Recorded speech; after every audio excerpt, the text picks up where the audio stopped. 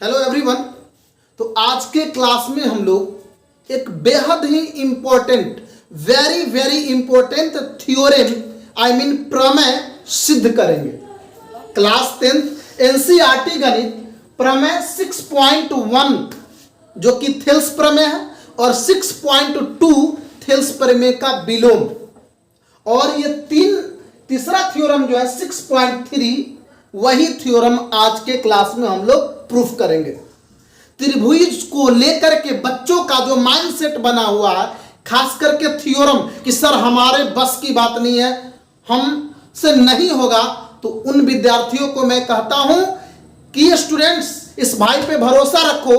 आपको इस थ्योरम से, इस त्रिभुज से मोहब्बत ना हो गया तो फिर कहना, क्योंकि इस थ्योरम जब प्रूफ करेंगे पूरा देखने के बाद आप कहोगे कि बिल्कुल आसान है। लेकिन हाँ, इससे पहले आपको प्रमेय 6.1 और 2 प्रूफ करने नहीं आता है तो फिर इस थ्योरम में आपको थोड़ी सी दिक्कतें आएगी, क्योंकि उसका इस्तेमाल होने वाला है। यदि आप नहीं देखे तो इसी वीडियो के नीचे डिस्क्रिप्शन में मैंने थ्योरम 6.1 और 2 यानी थेल्स प्रमेय और उसका विलोम का लिंक दे दिया हो, वहां से आप देख लेना। तो चलिए स्टार्ट करते हैं प्रमेय 6.3। तो सबसे पहले इसका कथन क्या है, स्टेटमेंट क्या है, ये थ्योरम कहता क्या है, उसको पढ़ते हैं। ध्यान से देखना, आप अलर्ट हो जाओ। यदि दो त्रिभुजों में संगत कोण बराबर हो, देखिए यहां तक ध्यान दीजिए, कह रहा है कि यदि दो त्रिभुज है, दोनों त्रिभुज का जो संगत कोण है यानी करस्पॉन्डिंग एंगल, वो क्या होता है हम बताएंगे आपको, वो बराबर है। यह कहता है, यह कथन कहता है, बराबर करना नहीं है, ऑलरेडी दो त्रिभुजों का संगत कोण जो बराबर है। तो आगे देखिए क्या कहता है, तो इनकी संगत भुजाएं, संगत कोण बराबर है तो संगत भुजाएं एक ही अनुपात में होती है। एक ही अनुपात में होना अर्थात समानुपाती, ठीक है ना, समानुपाती होती है, और इसीलिए ये त्रिभुज समरूप होते हैं। और बता दूं कि यही स्टेटमेंट को हम लोग ए यानी एंगल एंगल एंगल, जिसको हिंदी में कोण कोण कोण समरूपता कसौटी भी कहते हैं, यदि आपसे यह पूछा जाए तो भी इसी तरीके से प्रूफ करेंगे। मुझे पता है कि 80% स्टूडेंट्स को अभी भी यह थ्योरम क्या कह रहा है प्रमेय वो पता नहीं है, तो हम बता दे भैया। सिंपल कह रहा है कि दो त्रिभुज का यदि संगत कोण बराबर है तो सिद्ध कीजिए कि उसकी संगत भुजाएं क्या होगी, समानुपाती होगी। चलिए देखिए मैं समझाता हूं। सबसे पहले यहां पे लिखेंगे हल, एकदम आराम से। यहां पर हम लोग क्या करेंगे, दो त्रिभुज बना लेते हैं। ध्यान से देखिएगा, दो त्रिभुज बनाएंगे।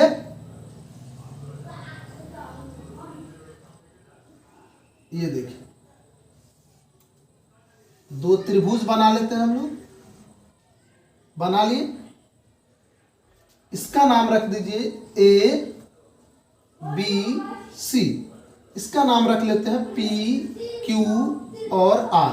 आप चाहे तो इसका नाम कुछ भी रख सकते हैं, हमने ए बी सी और पी क्यू आर लिए, ठीक है। दो त्रिभुज यहां पे लगा, दो त्रिभुज। अब इस दोनों त्रिभुज का संगत कोण जो है वह बराबर है। तो देखिए दो चीज जरूर याद रखिएगा, क्वेश्चन पढ़ के दो चीज क्लियर हो जाना चाहिए कि क्या दिया हुआ है और क्या सिद्ध करना है, और उसको लिखना नहीं भूलिएगा, क्योंकि अगर आप स्टैंडर्ड तरीके से लिखेंगे तो बहुत आसान होगा। तो सबसे पहले लिखेंगे दिया है। तो भाई क्या दिया है, तो दिया है कि त्रिभुज ए बी सी और त्रिभुज पी क्यू आर में, त्रिभुज ए बी सी और त्रिभुज पी क्यू आर में कोण ए बराबर है कोण पी के। ये दोनों संगत कोण, ये लिखा था ना कि दोनों त्रिभुज के संगत कोण। तो पहले संगत कोण समझिए। ए का संगत कोण जो है आपका पी होगा, और कोण बी का संगत कोण कोण क्यू होगा, और कोण सी का संगत कोण जो है आपका कोण आर होगा। इस चीज को समझिए, संगत कोण। ए का संगत कोण क्यू नहीं हो सकता है, ए का पी होगा, बी का क्यू होगा और सी का आर होगा, और ये सब बराबर है। लिखा हुआ है कि त्रिभुज में संगत कोण बराबर है, तो हम लिख सकते हैं ना कोण ए बराबर कोण पी, इसको मान लीजिए समीकरण 1, और कोण बी बराबर है कोण क्यू के, इसको मान लेंगे समीकरण 2 और कोण सी बराबर है कोण आर के, ये आपका हो गया समीकरण 3 हो गया। कोई दिक्कत?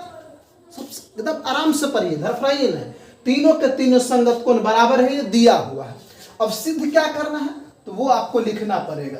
तो लिखेंगे सिद्ध करना है, सिद्ध करना है। क्या सिद्ध करना है? कि उनकी संगत भुजाएं एक ही अनुपात में होती है, यानी कि समानुपाती होती है। तो भाई संगत भुजा क्या होगा, तो आप समझ गए होंगे कि ए बी का संगत भुजा हो जाएगा पी क्यू, और बी सी का संगत भुजा हो जाएगा क्यू आर, और ए सी का संगत भुजा हो जाएगा पी आर। इस चीज को समझिएगा।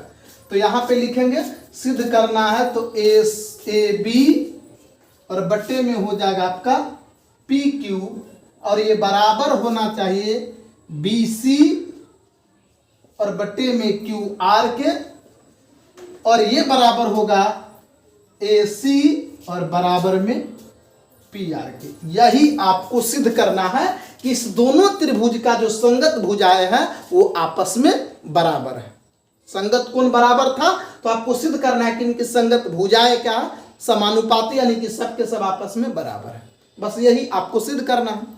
तो एक चीज ध्यान दीजिएगा कि मैक्सिमम जितने थ्योरम है उसको प्रूफ करने के लिए ऑलमोस्ट आपको रचना करना पड़ता है। रचना मतलब क्या होता है कि मूल फिगर में अलग से कुछ करते हैं, उसको हम लोग रचना कहते हैं, और उसी रचना के अकॉर्डिंग, उसी बेस पे हम लोग थ्योरम को प्रूफ करते हैं। तो जाहिर सी बात है कि इसमें भी प्रूफ करने के लिए मुझे रचना करना पड़ेगा। तो ध्यान रखना स्टूडेंट्स कि रचना कैसे करना है, क्या करना है। तो देखिए ध्यान से, रचना में हम लोग क्या करेंगे कि इसको माप लेंगे, ए बी को माप लेना है। जितना ए बी है उतना ही लंबाई का इसमें हम एक बिंदु ले लेंगे यहाँ पे, और फिर ए सी जितना है, ध्यान से देखना बात को, ए बी जितना लेंथ है ना ए बी की लंबाई, उतना ही लंबाई पर जो है एक बिंदु पी क्यू में ले लेंगे, और इधर जो है ए सी के बराबर पी आर पर भी एक बिंदु ले लेंगे। ठीक है, और इसको आपस में क्या कर देंगे, इस तरीके से मिला देंगे। क्या करेंगे स्टूडेंट्स, मिला देना है। इसका नाम आप कुछ भी रख दीजिए, जैसे हम यहाँ पे डी और यहाँ पे ई रख देते हैं। ठीक है, ये बात समझे, यानी कि ए बी के बराबर होना चाहिए पी डी, और ए सी के लेंथ के बराबर होना चाहिए पी ई। ठीक है ना। अब इसको आपको रिटर्न भी करना है, लिखना है यहाँ, तो समझ गया रचना क्या की। तो लिखेंगे भुजा पी क्यू तथा पी आर पर दो बिंदु क्रमशः डी और ई, डी और ई इस प्रकार लिया है कि, ध्यान से देखिएगा, भुजा पी क्यू तथा पी आर पर दो बिंदु डी और ई इस प्रकार लिया है कि ए बी बराबर होना चाहिए पी डी के। अभी यही बात बोले थे ना, ऐसा लेना है कि जितना ए डी का लेंथ होगा उतना ही पी डी का। तो ए डी बराबर होना चाहिए पी डी के, और इसको मान लीजिए समीकरण 4, और ए सी बराबर होना चाहिए आपके पीई के। ए सी बराबर होना चाहिए पीई के। तो ए सी बराबर में लिखेंगे पी, इसको मान लीजिए समीकरण 5। यहां तक कोई परेशानी? बिल्कुल परेशानी नहीं, यही रचना था।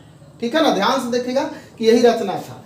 लिखेंगे एवं डी और ई को मिलाया, एवं डी और ई को मिलाया। आप यहां पर अगर आप समझ गए हैं तो कुछ भी भाषा आप अपने तरीके से लिख सकते हैं, लेकिन रचना आपको ऑलमोस्ट यही करना है जो हमने किया। बल्कि यहाँ पर जो हम लैंग्वेज लिखे इसमें आप थोड़ा बहुत जैसे भी लिख सकते हैं, लेकिन इस तरीके से अगर आप लिखते हैं तो बहुत इजी तरीके से बना सकते हैं। यहाँ तक समझ लिए क्या किए, कुछ नहीं, पहले लिखना है कि दिया क्या है, फिर सिद्ध करना है, जो सिद्ध करना है वो भी लिखेंगे, फिर रचना करना है। अब रचना करेंगे तो क्या होगा, उपपत्ति होगा, है ना। रचना करने से कोई नया चीज बन जाता है ना, तो उपपत्ति, उपपत्ति क्या होगा, तो ध्यान से देखिए, उत्पत्ति क्या हुआ कि रचना करने से एक और त्रिभुज बन गया। पहले तो दो ही त्रिभुज था, ABC और PQR, लेकिन अब रचना करने से एक और त्रिभुज बन गया PDE। बना कि नहीं स्टूडेंट्स? एक बन गया PDE। तो अब देखिए त्रिभुज ABC और त्रिभुज PDE में हम लोग काम करेंगे। तो लिखेंगे त्रिभुज ABC और त्रिभुज PDE में, PDE में। तो PDE में ध्यान से देखिएगा कि कोण A बराबर है कोण P के। देखिए ABC में भी A है और PDE में भी A है, सॉरी P है। तो कोण A और कोण P दोनों क्या है? बराबर है। कहाँ? तो देखिए समीकरण 1 में पहले ही दिया हुआ है, क्वेश्चन में भी दिया हुआ है कि समीकरण त्रिभुज ABC या PQR में यहाँ पर देखिए समीकरण 1 को देखिए तो कोण A बराबर है कोण किसके? P के। तो यहाँ पर लिख दें कोण A बराबर कोण P, ब्रैकेट में लिख दीजिए कि समीकरण 1 से, ताकि समझ में आ जाए कि कैसे किया। इस दोनों त्रिभुज में ABC में और PDE में ध्यान से देखना कि A और P बराबर है समीकरण 1 से। ठीक है। अब देखिए एक चीज और कि AB बराबर है PD के। कैसे? तो देखिए यहाँ पर AB और PD बराबर है, AB और PD बराबर है। देखिए AB और ये PD बराबर है। कैसे? तो आप लिख सकते हैं समीकरण 4 से, समीकरण 4 से। और साथ ही AC बराबर है PE के, AC बराबर है PE के। ये कैसे? तो इसको भी लिख दे समीकरण 5 से, है कि नहीं? तो अब देखिए ध्यान से कि इस दोनों त्रिभुज में आप देख क्या रहे हैं कि दो भुजा बराबर है। देख रहे हैं ना? AB बराबर है PD के और AC बराबर है PE के, यानी कि ये और ये बराबर है और ये बराबर है ना? AC बराबर है PE के और AB बराबर है PD के। दो भुजाएं बराबर है और साथ ही एक कोण भी बराबर है। देखिए कोण A बराबर है कोण P के। तो आप क्लास 9th में पढ़े होंगे SAS, 10th में भी है SAS सर्वांग समता कसौटी। SAS सर्वांग समता कसौटी, यानी कि जब भी दो त्रिभुज के एक कोण बराबर है और दो भुजा बराबर है तो दोनों त्रिभुज सर्वांग सम होते हैं। नहीं तो यहां पर लिखेंगे अतः त्रिभुज ABC सर्वांगसम त्रिभुज PDE, आप ब्रैकेट में लिख दीजिएगा SAS, यानी कि साइड एंगल साइड, सर्वांग समता से, सर्वांग समता से। ये दोनों त्रिभुज क्या हो गए? ये और ये, एक त्रिभुज ये और ये छोटा वाला, दोनों आपस में सर्वांगसम हो गए। तो अब देखिए कि त्रिभुज ABC और त्रिभुज PDE, यानी कि ये और ये दोनों हम लोगों ने क्या सिद्ध कर दिए? सर्वांगसम। और सर्वांगसम का मतलब क्या होता है? जब भी दो त्रिभुज सर्वांगसम होंगे तो उनका जो संगत कोण होता है और संगत भुजा जो होता है सब के सब बराबर होते हैं। ठीक है ना? तो जब इसका संगत कोण बराबर होगा तो हम लिख सकते हैं कि कोण B बराबर कोण होगा D के, कोण B बराबर होगा कोण D के। इसको मान लीजिए समीकरण 5 तक मान लिए हैं 6। और कोण C बराबर हो जाएगा कोण E के, कोण C बराबर हो जाएगा कोण E के, है ना? बराबर कोण E, इसको मान लीजिए समीकरण 7। अब ध्यान से देखिए कि ABC और DEF PDF अगर ये दोनों समरूप है तो इसका सभी संगत कोण बराबर होगा, यानी A बराबर होगा P के, B बराबर होगा D के और C बराबर होगा E के। तो यही हमने लिखा C बराबर E और B बराबर D। कोई दिक्कत? अब देखिए ध्यान से कि समीकरण 2, यहां पर देखिए समीकरण 2 B बराबर है Q के, यहाँ B बराबर है D के। तो समीकरण 2 6 से तथा 3 और 7 से, तथा 3 7 से, ध्यान से देखिएगा समीकरण 2 है B बराबर Q और यहाँ B बराबर है D। तो हम इसको लिख सकते हैं कि कोण Q बराबर कोण D या फिर D बराबर कोण Q। कोण डी बराबर हो जाएगा कोण क्यू। यहाँ कंफ्यूज मत हो, यहाँ भी बी, यहाँ भी बी, 2 और 6 को देखना है, समीकरण 2 और समीकरण 6।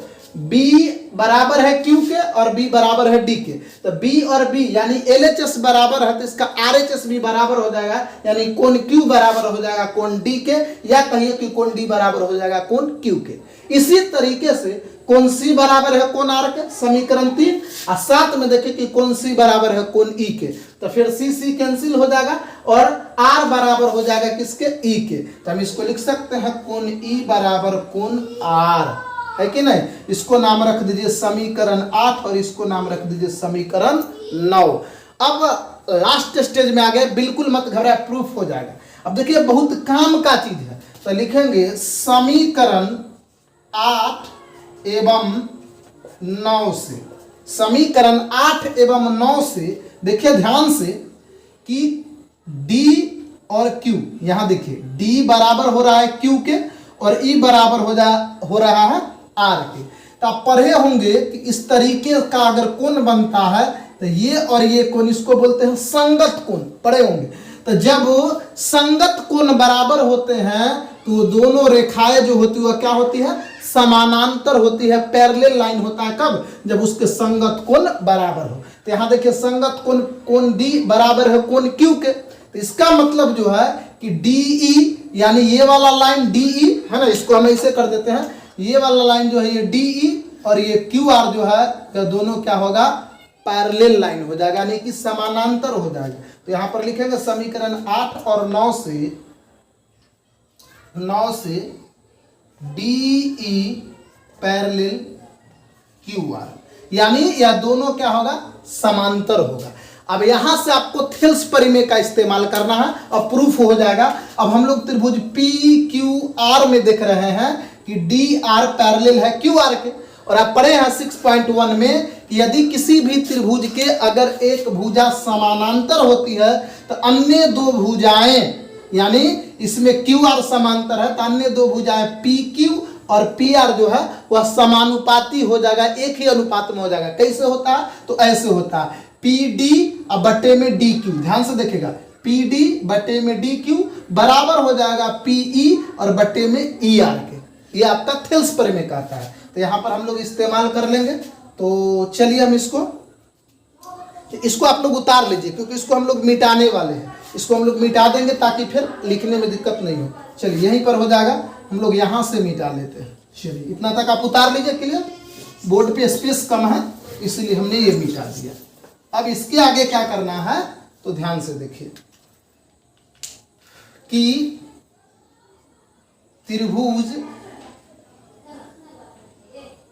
पी क्यू आर में, अब त्रिभुज पी क्यू आर में अभी हम लोगों ने नीचे प्रूफ किया था कि डी आर समांतर है क्यू आर के, डी आर समांतर है क्यू आर के, तो रेखा समांतर है, अतः थेल्स प्रमेय से, थेल्स प्रमेय यानी 6.1 से पी डी बटे में हो जाएगा डी क्यू और इधर हो जाएगा पीई और बटे में हो जाएगा ई आर। इसमें कोई डाउट नहीं होगा ना स्टूडेंट्स, क्योंकि पी डी बटे में हो जाएगा डी क्यू और इधर से पीई और बटे में हो जाएगा ई आर। कोई डाउट, बिल्कुल डाउट नहीं।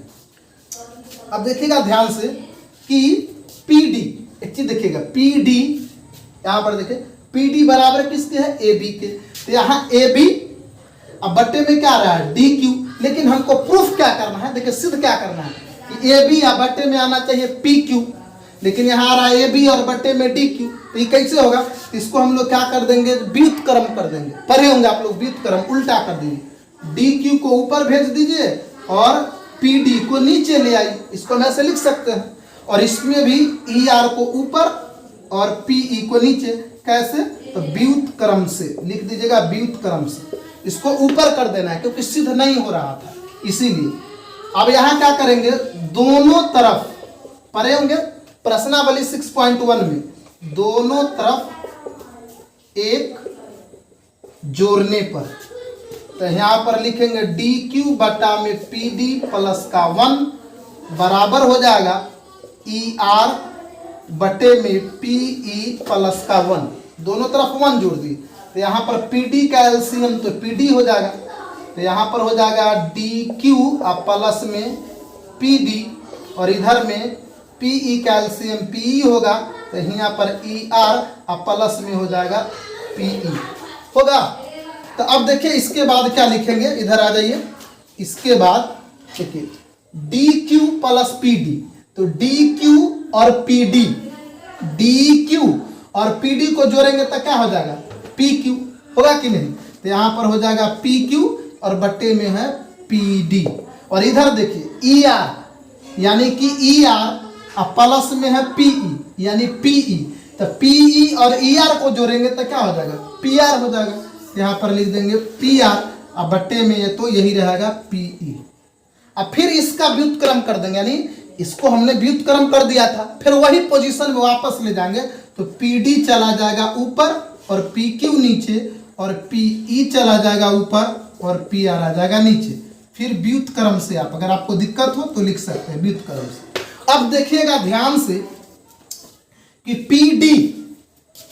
PD यहां पर देखिए PD समीकरण 4 से देखिए PD बराबर है AB के, लिखेंगे PD बराबर AB के है, तो यहां पर लिख देंगे AB और बट्टे में PQ, अब बराबर में PE है, तो देखिए यहाँ पे PE किसके बराबर है, PE बराबर है AC के, तो यहां पर लिख देंगे AC और बट्टे में लिख देंगे PR, और आप चाहे तो ब्रैकेट में लिख सकते हैं समीकरण 4 एवं 5 से, समीकरण 4 5 से। क्यों, क्योंकि PD के बराबर हम लोगों ने AB लिखा और PE के बदले में AC लिख दिए, कोई दिक्कत तो नहीं। अब देखिए ध्यान से सिद्ध क्या करना था, AB बट्टे PQ, तो देखिए मेरा आ चुका है AB बट्टे PQ, और बराबर में BC बट्टे QR है, तो यहाँ BC बट्टे QR नहीं है, लेकिन AC बट्टे PR आ रहा है, AC बट्टे PR आ रहा है। तो इसी प्रकार से